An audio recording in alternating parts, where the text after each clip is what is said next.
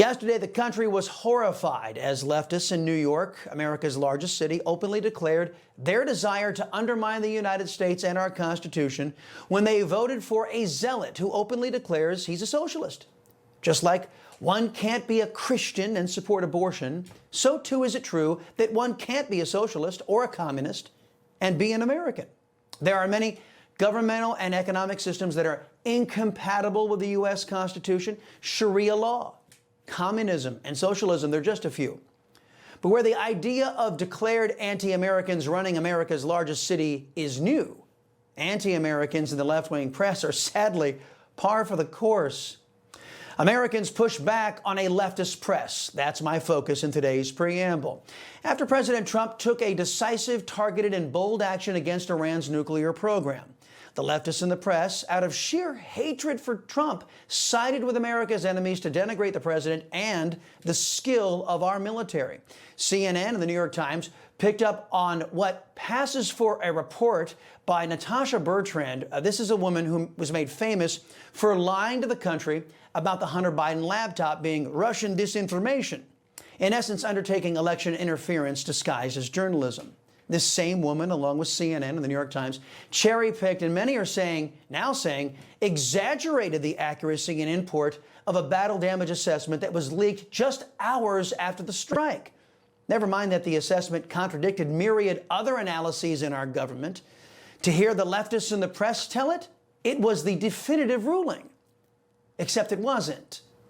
According to multiple U.S. agencies, including the head of the CIA and the director of national intelligence, according to Israeli assets in the region, and even according to the anti-American UN and the IAEA, massive damage was done to Iran's nuclear program. The ability to process weapons-grade uranium at 3 targeted sites, the most threatening, were destroyed or damaged beyond repair. But desperate to lash out at President Trump, left-wing media spun a yarn to undermine the commander-in-chief and prop up enemies of our nation, something the defense secretary blasted them for today.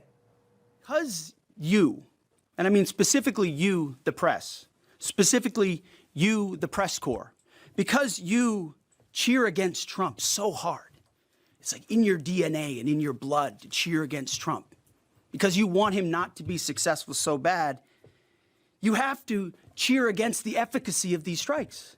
You have to hope maybe they weren't effective. Maybe the way the Trump administration has represented them isn't true. So let's take half-truths, spun information, leaked information, and then spin it in every way we can to try to cause doubt and manipulate the public mind over whether or not our brave pilots were successful. There are so many aspects of what our brave men and women did that because of the hatred of this press corps are undermined because people are trying to leak and spin that it wasn't successful. It's irresponsible. Hegseth wasn't done. He targeted the Karl Rove Never Trump network and their obvious anti-Trump editorial stance, calling out one of their once trusted reporters as being one of the worst. There were satellite photos that showed more than a dozen trucks there 2 days in advance. Are you certain none of that highly enriched uranium was moved? Of course, we're watching every single aspect, but Jennifer, you've been about the worst, the one who misrepresents the most intentionally. What the president says. I'm familiar. About the ventilation shafts on Saturday night. And in fact, I was the first to describe the B-2 bombers, the refueling, the entire mission with great accuracy. So I take issue with that. I appreciate you acknowledging that this was the most successful mission based on operational security that this department has done since you've been here, and I appreciate that. So we're looking at all aspects of intelligence and making sure we have a sense of what was where. But it's not just the defense secretary who is calling out the unfair Trump bias in the press. The president himself is hammering the left-wing purveyors of narrative and their denigration of our military as a mechanism to lash out at him. President Trump taking aim at what he calls the failing New York Times and CNN for their inexcusable editorial slants. But unlike the Karl Rove Never Trump network, it appears that CNN is trying to reverse course and inject fair reporting after being roasted by the President of the United States and those in the know in government.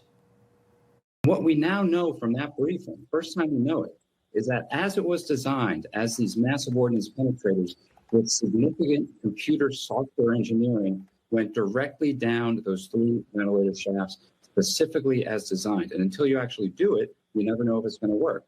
It worked. It seems to have worked flawlessly. That is very important information. I think from what I've seen, the 20,000 centrifuges, you had about 17,000 in the Natanz, about 3,000 in Fordo, they are all completely destroyed. I am very confident those centrifuges are gone. Left-wingers, never-Trumpers, and establishment GOP squishes have this anything to get Trump attitude. The Trump derangement syndrome that grips the press as a mindset that says, I don't care how many Americans I hurt. I don't care how many American enemies I have to prop up. I don't care how many lies I have to tell. I just want to get Trump. I think Americans are a little tired of all that. And as the press has largely abandoned us and their duty outlined in the U.S. Constitution, Americans are abandoning the unfair leftist press. Why? Because they've earned it. You know, folks, I thank God for my wonderful wife, my kids, my country, the greatest nation ever. And Americans like you who believe in the truth, the Chris Salcedo Show will never stop fighting for you. The Chris Salcedo Show, for the news you need to know.